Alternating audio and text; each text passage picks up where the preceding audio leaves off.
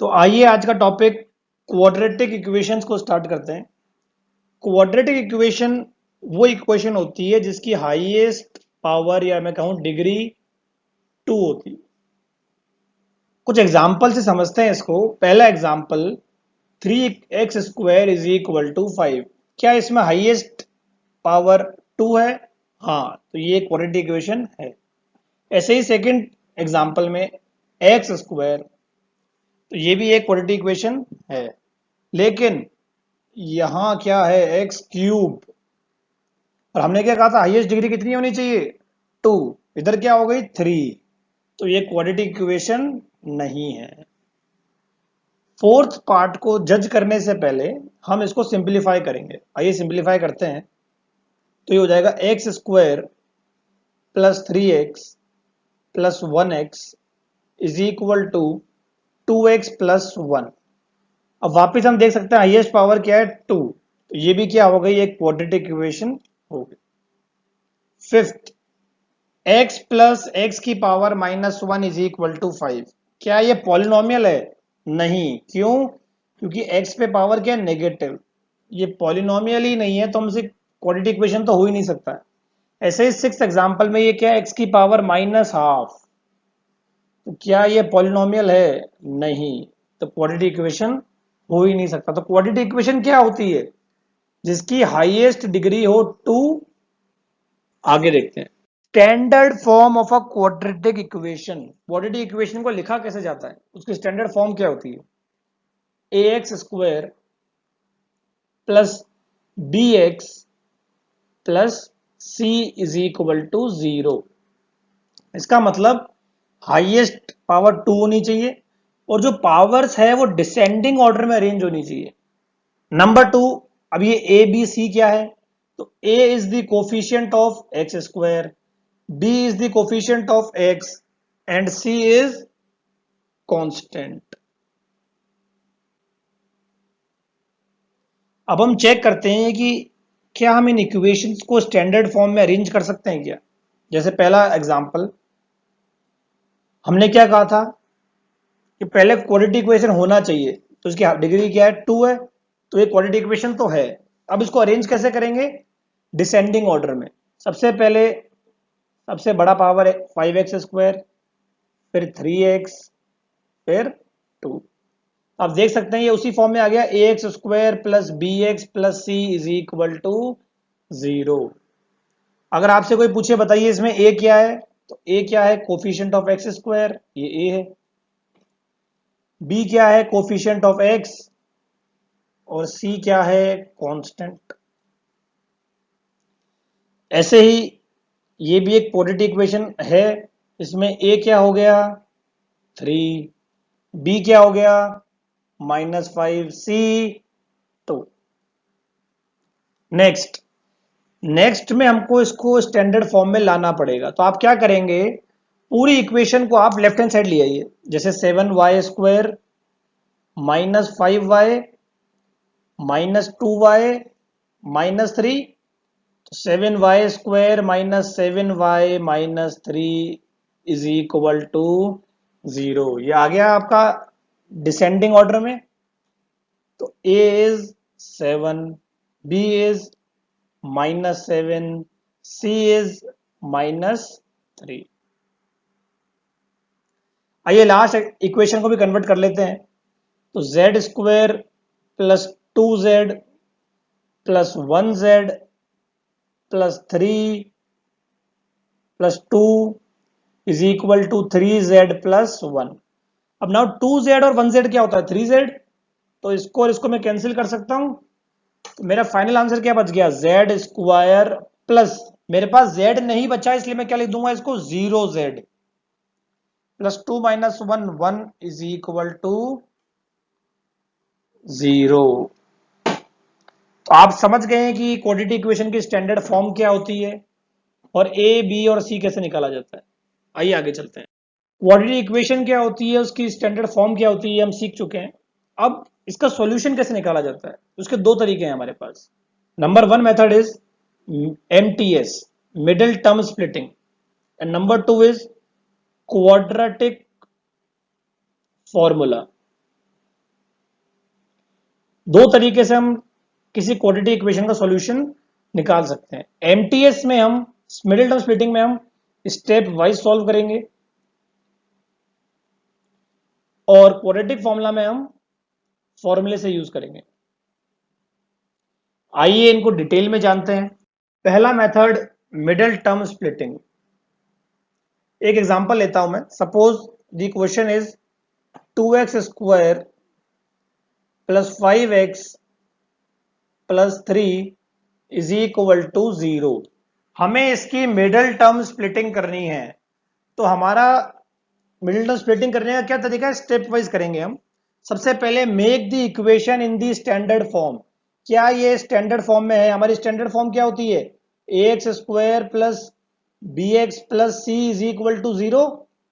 क्या ये उसी फॉर्म में है? यस, तो ये स्टैंडर्ड फॉर्म में है। Now find out the values of a b and c। a क्या होता है? एक्स स्क्वायर का कोफिशिएंट, वो क्या हो गया 2। b क्या होता है? एक्स का कोफिशिएंट, वो क्या हो गया 5। और c कांस्टेंट, वो हो गया 3। दोनों स्टेप क्लियर है? पहले आप चेक कर लीजिए कि वो स्टैंडर्ड फॉर्म में है या नहीं है। नहीं है तो कन्वर्ट कीजिए, फिर आप a b और c की वैल्यूज निकालिए। Third step, multiply a and c। हमारा a क्या आया था? 2। c क्या आया था? 3। आप a और c को मल्टीप्लाई करिए, ये कह रहा है। तो 2 multiplied bye 3 is 6। Right the value of b। पहले मैं काम करता हूं, इक्वेशन को लिख देता हूं। जो हमारी इक्वेशन है 2x square plus 5x plus 3 is equal to 0। Right the value of b। b is equal to 5। Note the sign before c। c से पहले साइन कौन सा है? प्लस। चलिए नोट कर लेते हैं इसको, प्लस।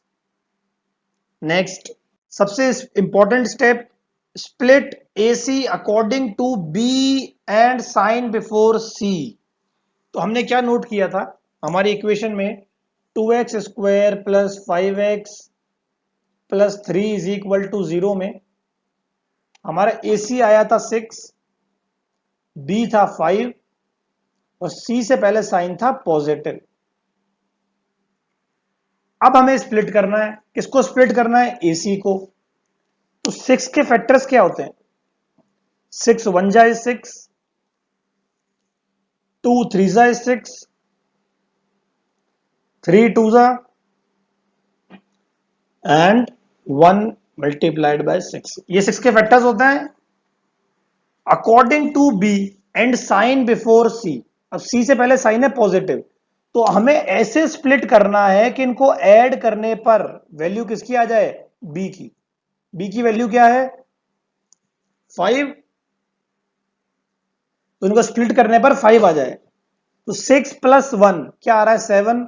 7 क्या 5 के इक्वल है? नहीं। 2 प्लस 3 को ऐड करने पर क्या आ रहा है? 5। हमें भी क्या चाहिए था? 5। तो हम ये ले सकते हैं। 3 प्लस 2 भी क्या है? 5। तो हम ये भी ले सकते हैं।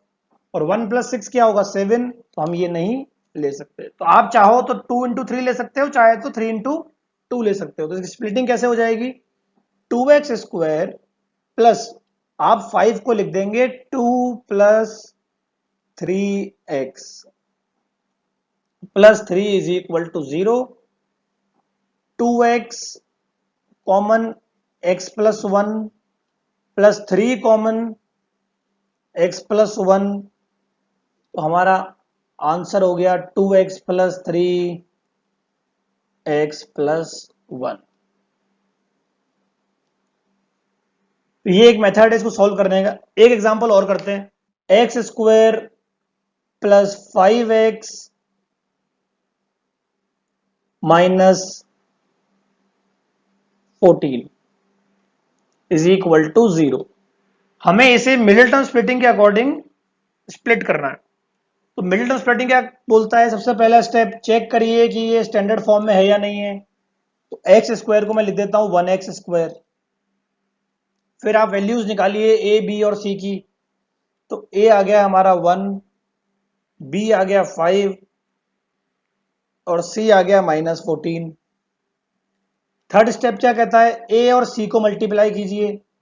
तो a multiplied by c is 14। b की वैल्यू नोट कीजिए, b की वैल्यू नोट कर ली हमने 5।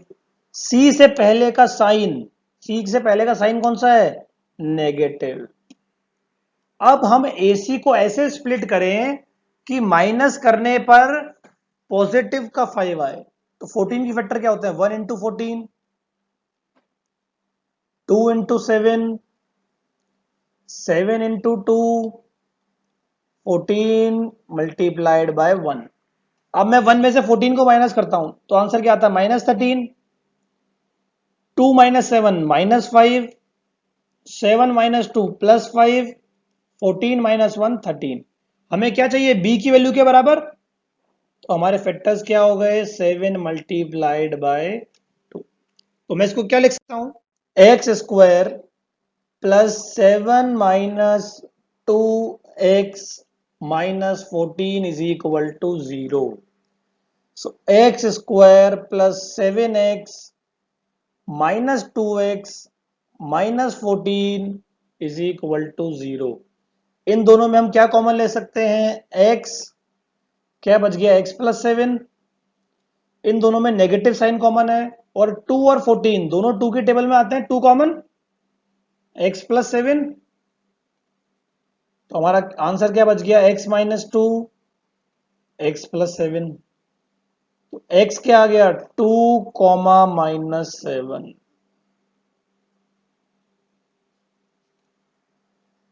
सबको क्लियर है एकदम? आइए, मिडिल टर्म स्प्लिटिंग से सॉल्यूशन कैसे निकाला जाता है हमने सीख लिया है। अब हम सीखते हैं क्वाड्रेटिक फॉर्मूले से कैसे निकाला जाता है। सबसे पहले क्वाड्रेटिक फॉर्मूला क्या होता है इसको नोट करते हैं। x is equal to -b plus minus √d upon 2a। अब आपको a तो पता है, b भी पता है, लेकिन ये d क्या होता है? d होता है b square minus 4ac। d का फुल फॉर्म है डिस्क्रिमिनेंट।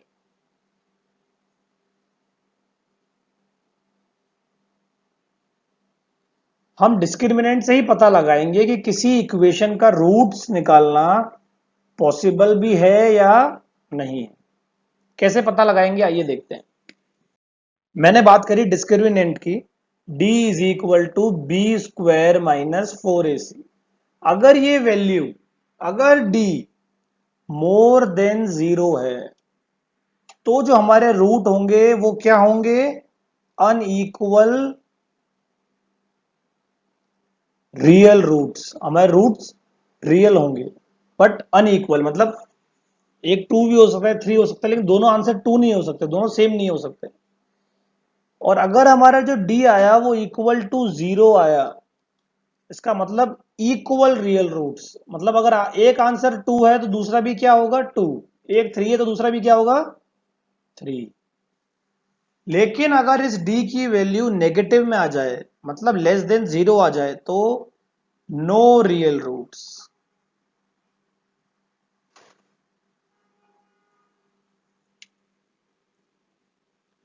तो d पे डिपेंड करता है क्वाड्रेटिक इक्वेशन के रूट्स के बारे में। ये 3 कंडीशन है, इसको आप बिल्कुल ढंग से याद करें।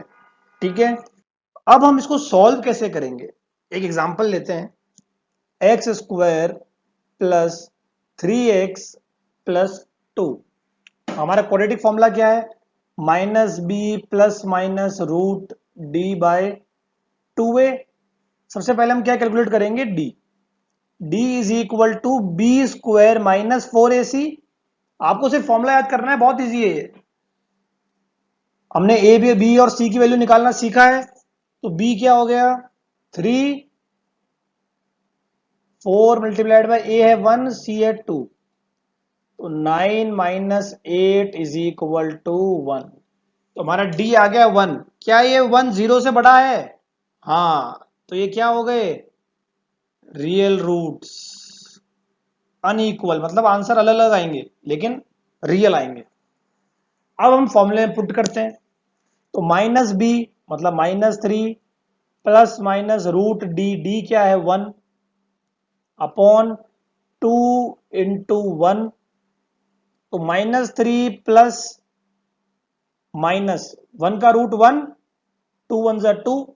तो हमारा आंसर क्या हो गए? दो आंसर हो गए हमारे, एक तो -3 प्लस 1/2 और एक -3 - 1/2। तो आंसर हो गया हमारा -1 और -2। ये बहुत ही सिंपल मेथड है। सबसे पहले आप डी निकालिए, डी निकालने के बाद डी की वैल्यू पुट कीजिए और आपका सॉल्यूशन आ जाएगा। एक बार हम प्लस लेंगे, एक बार हम माइनस लेंगे। एक एग्जांपल और लेते हैं। एग्जांपल हम लेते हैं जो हमने पहले क्वेश्चन किया है अभी, x² प्लस 5x माइनस 14। सबसे पहले हम क्या निकालेंगे? डी। डी क्या होता है? b² minus 4ac। b क्या है हमारा? 5 का square minus 4 multiplied by 1c क्या है? -14। 5 का स्क्वायर 25, 14 4 जा 56, 81। क्या ये 0 से बड़ा है?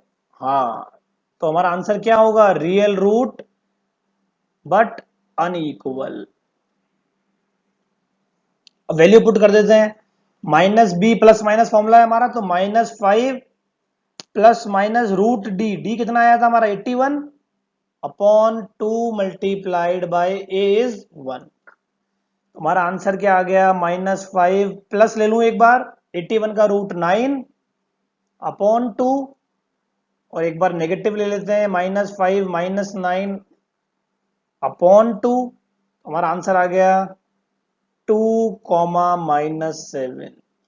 किसी को कोई डाउट नहीं होना चाहिए, कोई प्रॉब्लम नहीं होनी चाहिए। सिर्फ डी निकालिए, डी की वैल्यू पुट कर दीजिए, आपका ऑलरेडी आंसर आ जाएगा, एक बार प्लस में एक बार माइनस में। आगे चलते हैं। हमने क्वाड्रेटिक फॉर्मूला में डिस्क्रिमिनेंट पढ़ा है। ये डिस्क्रिमिनेंट होता है b² -4ac। b² -4ac की वैल्यू अगर 0 होती है तो रूट्स क्या होते हैं? इक्वल। ये हमने जाना है।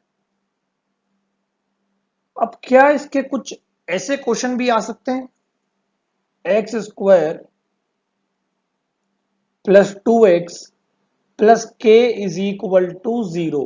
Find k if the roots are equal.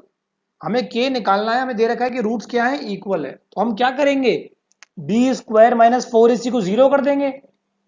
b क्या है? 2, a क्या है? 1, c क्या है? k। तो 4 is equal to 4k, k is equal to 1। तो जब भी आपसे क्वेश्चन में कोई अननोन वैल्यू निकालनी पूछी जाए और इक्वल रूट दे रखे हो तो आप क्या लगा देंगे? b² -4ac is equal to 0। Quadratic equation क्या होती है, उसे सॉल्व कैसे किया जाता है, ये हम सीख चुके हैं। हम इनको फॉर्म कैसे किया जाता है, अगर हमें कोई वर्ड प्रॉब्लम दे रखी हो उसको क्वाड्रेटिक इक्वेशन में कैसे कन्वर्ट किया जाता है। The sum of digits of a 2 digit number। अब 2 digit नंबर आप जानते हैं उसमें दो चीजें होती है, एक टेंस और एक यूनिट डिजिट। उनका सम दे रखा है हमको 13। मैं एक काम करता हूं कि मैं यूनिट डिजिट को x मान लेता हूं।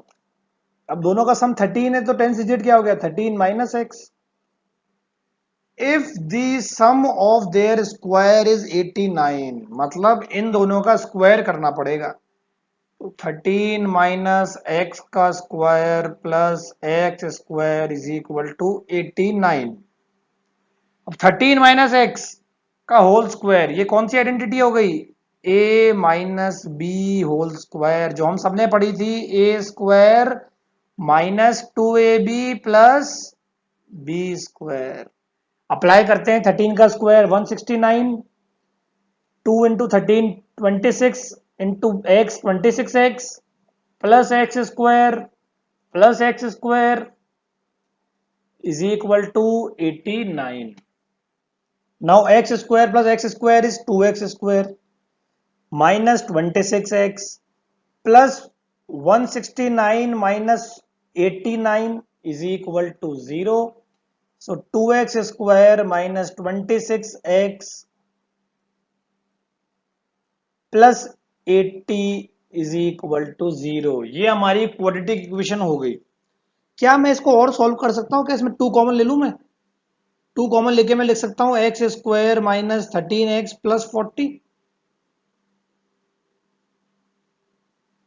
तो क्वाड्रेटिक इक्वेशन को वर्ड प्रॉब्लम में फॉर्म करने के लिए आपको वर्ड प्रॉब्लम समझनी पड़ेगी। वर्ड प्रॉब्लम क्या कह रही थी कि दोनों नंबर का सम 13 है, तो एक क्या हो गया x, दूसरा हो गया 13 माइनस एक्स।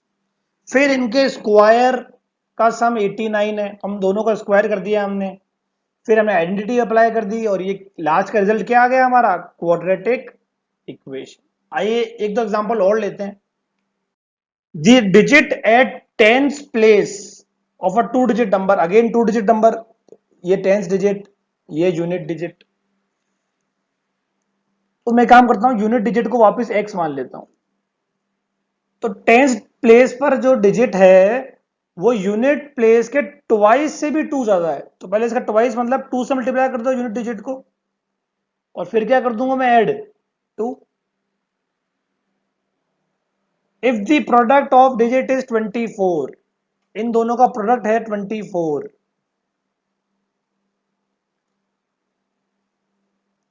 हमेशा क्वेश्चन को आप स्प्लिट करके पढ़ें। पहले मैंने क्वेश्चन को यहीं तक पढ़ा, इक्वेशन बनाई, फिर आगे पढ़ा दूसरी इक्वेशन बनाई।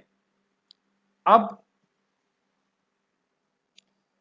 x into two x square plus 2x minus 24 is equal to 0।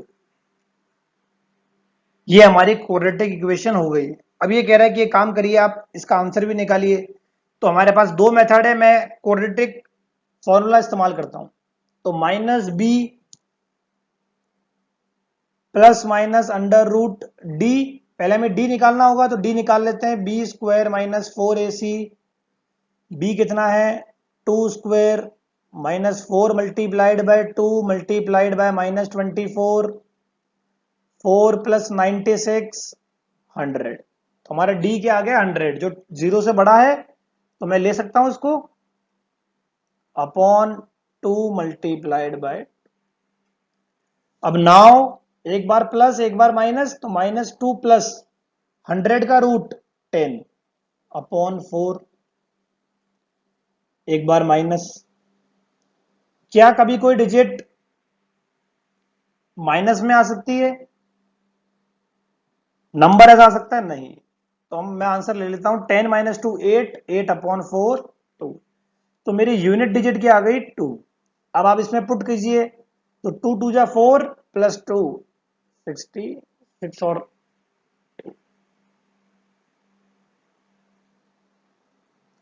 तो हमारा आंसर क्या आ गया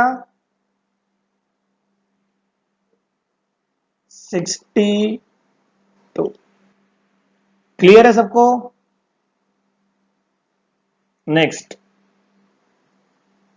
the sum of two numbers is 15। वापस वही क्वेश्चन, दो नंबर का सम 15 है।